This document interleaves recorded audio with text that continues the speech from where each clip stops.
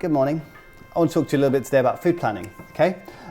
Food planning has long been one of the key things that has either determined success or failure in the challenge. Those that do it often do very well, those that don't often do very poorly. And I want to explain why, how, where, and all that kind of good stuff. So the why of food planning is something that I don't think people truly understand. And the reasons why you would do it are essentially it gives you an insulation or a layer of protection against what goes on out there. Now, if you were to, or if you've been following our campaign, The Food Circus, you will know that the environment of food, or there is so much food outside your front door now. It is a real situation of plentifulness, or plenty. And 99% of that plenty is essentially very, very bad for you. It's synthetically processed. So with that comes a huge degree of risk in that when you walk outside your front door, you're not walking out into an environment, a level playing field. You're walking out into an environment where most of the food has been actually kind of like designer vaginaed to make you crave it, make you want it, okay, and make you find it absolutely irresistible. And that is a real problem. And what the food plan does is it gives you a layer of protection against that. That you could wake up with all the best will in the world. You know, I'm doing the challenge or whatever. Maybe if you're not doing the challenge, I'm just going to eat healthy all day.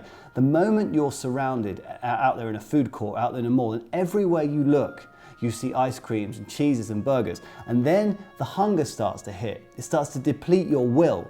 Now, if you have your food on you, or if you know where you can get clean food, you give yourself a chance of surviving that situation. Whereas if you're just basically taking pot luck, you're relying on willpower every time. Sooner or later, that willpower will falter and you'll find yourself eating bad food. Okay? So that's why food planning exists, and that's why I recommend you do it.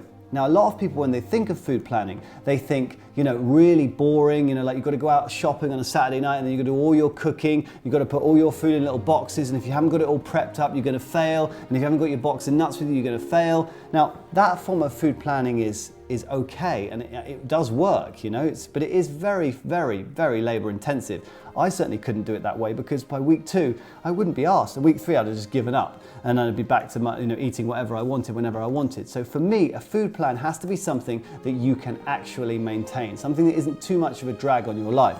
And my food plan, and this is something you can borrow if you want, nick if you want, is that essentially all I've done is I've tracked everywhere I can eat clean food in and around where I live.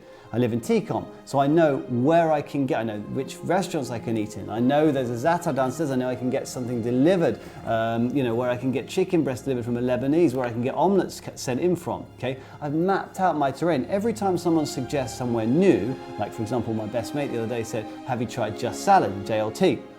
I added it to my list. And you do need a big list, because don't think that you're going to survive on egg white omelettes for the rest of your life. You will get bored.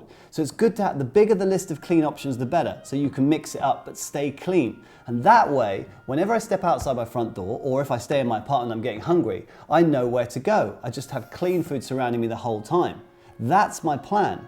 It's ridiculous. I spend 0 time doing it. Now, I would implore you to do the same, to basically work out wherever you live in Dubai, you'll be surrounded by loads of places with clean food that deliver it to you. Work out where those places are. Take a little bit of time to do it, because it will save you so much trouble. It's a lot easier to keep the weight off by working out where you can get the clean food than it is to do 5 challenges in a row over the course of a year to get rid of weight because you've been eating crap, because you couldn't be bothered to work out where you could get the clean food.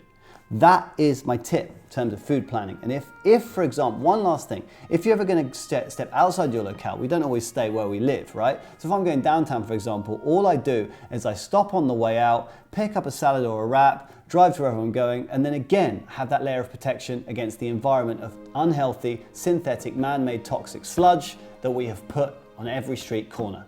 That's it. Hope it's useful to you guys. Hope I didn't bore you to sleep, and I hope you have a good day. Cheers.